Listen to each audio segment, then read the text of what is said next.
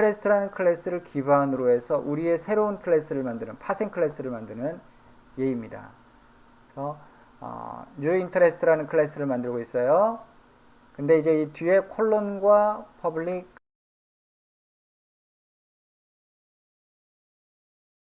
그리고 interest가 따라온다는 것을 여러분들이 주의해서 보시기 바랍니다. new interest의 멤버로 비즈니스라는 애트리뷰트가 만들어졌습니다. 그리고 메소드로는 비즈니스 론과 new interest가 만들어졌습니다.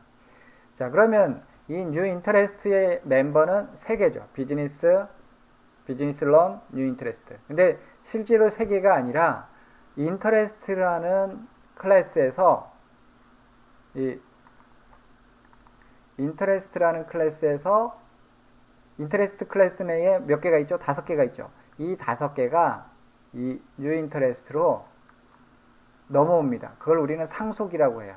상속. 그래서 우리는 이 interest 클래스를 베이스 클래스, 기반이 되는 클래스다 라고 얘기를 하고, new interest 클래스는 파생 클래스, interest로부터 파생된 파생 클래스다 라고 얘기를 합니다. 그러면 이 기반 클래스, 베이스 클래스에 있던 것들이 이 일부가 파생된 클래스로 넘어와요. 그 넘어오는 그 규칙에 대해서는 여러분들이 C++ 수업 시간에 이미 들었을 줄 압니다. 그래서 여기에서 추가된 애트리뷰트 비즈니스는 사업자금 대출을 위한 이율이 들어갈 거고요. 비즈니스 론은 이제 그 사업자금 대출을 얼만큼 받았는지, 얼마를 갚아야 되는지를 출력하는 코드가 여기 들어가게 될 것입니다. 그 다음에 new interest, 이것은 이제 우리 파생된 클래스 이름하고 똑같죠. 예, 이 파생된 클래스의 생성자입니다. 여기에는 3개의 실수가 넘어옵니다. S, L, B. 그래서 여기에 넘어온 3개는 일반 예금 이율, 일반 대출 이율, 사업자금 대출 이율, 이렇게 3개의 그 이율이 넘어오는 거예요. 그러면 이 넘어온 이율을 S는 세이빙에, L은 렌드에, B는 비즈니스에 이렇게 복사를 해주게 됩니다. 자, 그러면 이제 여기 추가된 비즈니스 론과 뉴 인터레스트라는 메소드가 구현이 돼야 되겠죠. 그래서 뉴 인터레스트 이 클래스 내에 있는 비즈니스 론, 자, 여기에는 넘어오는 게 은행 코드 타입 하나 넘어옵니다. 아까 우리 그 구조체에서는 비즈니스 론을 구현할 때 이율과 은행 코드 2개가 넘어왔죠. 근데 여기서는 이율은 넘어올 필요가 없어요. 왜죠? 비즈니스 론하고 은행 이율을 저장하고 있는 비즈니스하고 같은 클래스 내에, 같은 울타리 내에 있잖아요. 그렇기 때문에 굳이 넘겨줄 필요가 없어요. 같은 울타리에 있는 거기 때문에 그냥 자기가 사용하면 되거든요. 그래서 비즈니스를 가지고, 그러니까 이율이죠. 비즈니스를 가지고 뱅크은행에 기업 대출 총액을 계산한다.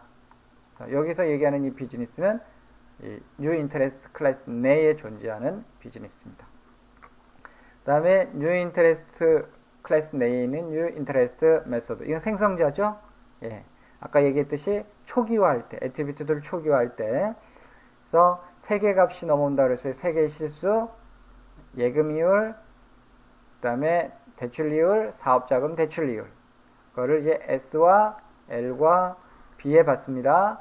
그래서 받아서 먼저 S하고 L은 인터레스트한테 넘겨줘요. 인터레스트가 뭘 한다 그랬죠? 세이빙하고 랜드에다가 자기가 받은 그 2개의 이율을 각각 초기화해주는 역할을 인터레스트가 한다 그랬죠? 그러니까 세이빙하고 랜드 초기화는 인터레스트가 하는 거예요. 뉴 인터레스트는 순수하게 비즈니스, 즉 사업자금 대출 이율만 저장해주고 마는 겁니다. 그래서 B를 가지고 비즈니스에 초기화를 한다. 자, 그림으로 도식해보면 이렇게 되는 거예요. 인터레스트 클래스는 세이빙하고 랜드라는 애트리뷰트가 있고 디파짓, 론, 인터레스트라는 메소드가 있죠. 그래서 이와 같이 5개로 구성이 되어 있고, 그 다음에 뉴 인터레스트는 사실은 뉴 인터레스트에서 선언된 건 비즈니스랑 비즈니스 론하고 뉴 인터레스트 3개였죠.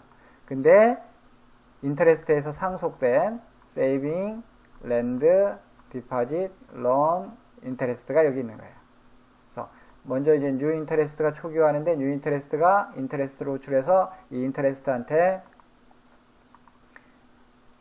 세이빙하고 랜드를 초기화하게끔 하고 뉴 인터레스트는 비즈니스만 초기화를 하죠. 그죠? 자, 지금부터 한번 이제 그 C++ 소스로 여러분들이 작성을 해보도록 합니다. 네, 파생 클래스를 이용을 해서 은행거래 프로그램을 산업은행까지 구현해 보도록 하겠습니다.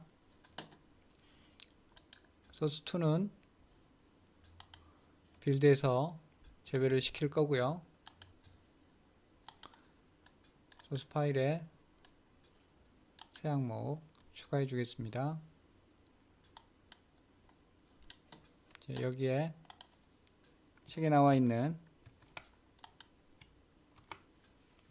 파생 클래스로 구현한 은행거래 프로그램을 추가해 보았습니다.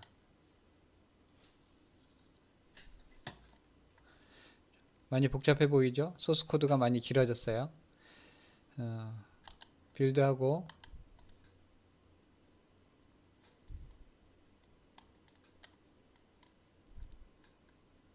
성공했죠. 빌드 실행해 보겠습니다. 이렇게 산업은행 사업자금 대출 이러면 결과가 나오죠. 소스 코드 설명해 드릴게요.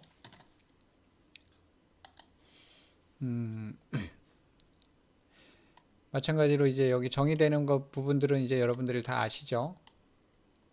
자, 인터레스트라는 클래스가 있습니다. 이거는 다 아시죠?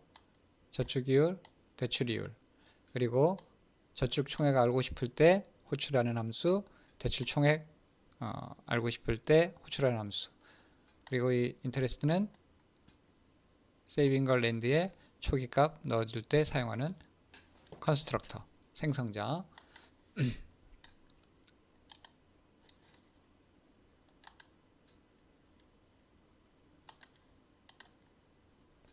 자, 여기 new interest라는 클래스가 있죠.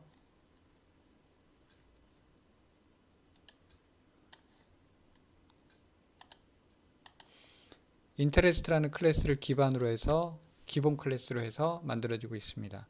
그럼 당연히 인터레스트라는 클래스에 있는 것들이 상속이 되겠죠. new interest로. 여기 new interest만을 위해서 만들어진 것은 비즈니스라는 플로트 공간입니다. 그러니까 여기 있는 세이빙하고 랜드 두 개가 다 어떻게 상속이 되겠죠. 그 다음에 여기는 비즈니스 론이라는 함수가 있지만 여기 론, 디퍼짓 론도 어떻게 상속되겠죠. 여기 new interest라는 컨스트럭터가 만들어졌어요. 왜? 새롭게 만들어진 클래스 이름은 new interest니까. 여기 SLB에 세 개 값을 플로트로 받고 있죠. 그리고 여기 있는 이 인터레스트도 상속이 됩니다. 자, 여기 인터레스트 클래스로 만들어지는 이 변수, 이거는 앞서 말씀드렸으니까 다시 말씀드리지 않겠고요. new interest라는 클래스로 산업이라는 오브젝트 만들었어요. 0.04, 0.041, 0.04 이렇게 주고 있죠. 그러면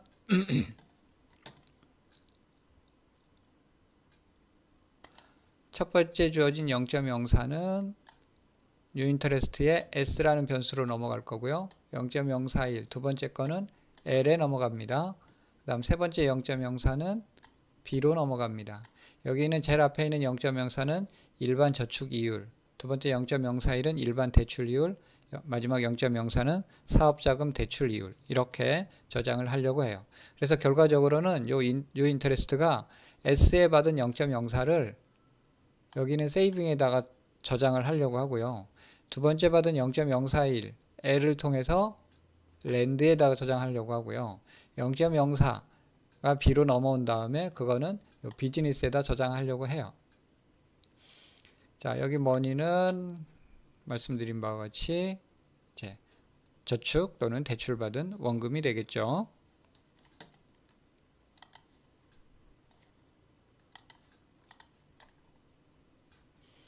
다른 부분들은 다 뭐 다시 말씀드릴 필요는 없을 것 같고, 여기 보면 new interest의 new interest. 자, 파생된 클래스 new interest의 컨스트럭터죠. SLB 아까 0.04, 0.041, 0.04를 넘겨받는다 그랬죠. 그 중에 S와 L에 해당되는 거를 가지고 interest라는 컨스트럭터 생성자를 한 번 더 불러주고 있어요. 그러니까 이거는 누구 거예요? interest라는 이 컨스트럭터는 기본 클래스, interest라는 기본 클래스의 컨스트럭터죠. 걔한테 주면은 걔가 S하고 L에 저장된 값을 세이빙하고 랜드에 저장을 해주잖아요. 왜? 여기 보세요. 여기서 S하고 L에 넘겨받은 걸 세이빙하고 랜드에 저장해주고 있죠. 뉴 인터레스트에서 하는 거는 B에 있는 걸 비즈니스에 저장하는 것만 하시면 돼요.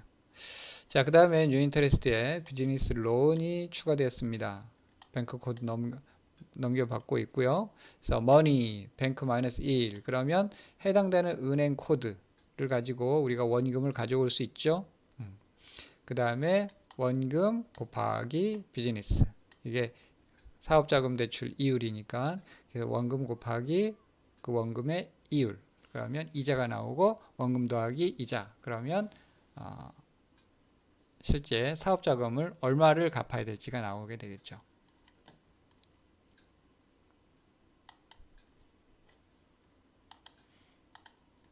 그래서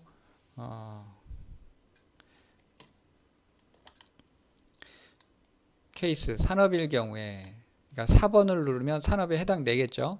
그 다음에 if, else if 이렇게 하면서 거래 형태가 일반 저축이냐 일반 대출이냐 그렇지 않으면 사업자금 대출이냐 이렇게 해서 산업의 디파짓을 호출하거나 산업의 론을 호출하거나 산업의 비즈니스 론을 호출하거나 이렇게 하고 있습니다.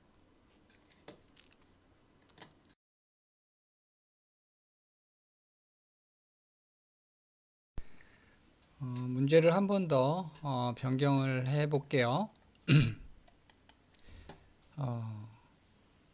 이제 산업은행만이 국민은행, 하나은행, 신한은행과 다른 방법으로 일반 저축 총액을 계산한다고 가정을 해보겠습니다. 이렇게 가정을 한 이유는 보통 국민은행, 하나은행, 신한은행은 그 주위에 보면 굉장히 많죠. 근데 산업은행은 잘 안 보이잖아요. 그래서 그러니까 그런 차원에서 산업은행이 일반 고객들을 더 많이 이렇게 유치하는 차원에서 일반 저축 총액을 다른 은행보다는 다른 방법으로 계산을 해서 좀 더 우대를 해준다고 가정을 해볼게요. 그래서 예를 들어서 세금 우대 뭐 이런 것들을 한번 생각을 해볼게요. 그러면 요 디파짓 함수가 원래는 국민은행, 하나은행, 신한은행 그리고 산업은행까지 다 공통적으로 쓰였어요. 근데 이제 산업은행을 위한 또 다른 코드가 필요한 거죠. 그렇죠?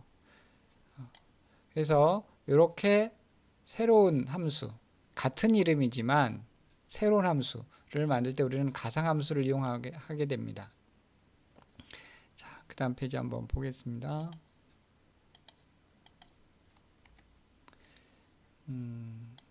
가상함수를 이용할 때는 다음과 같이 씁니다. 그러니까 기본 클래스가 있고요. 그 다음에 파생된 클래스가 있죠.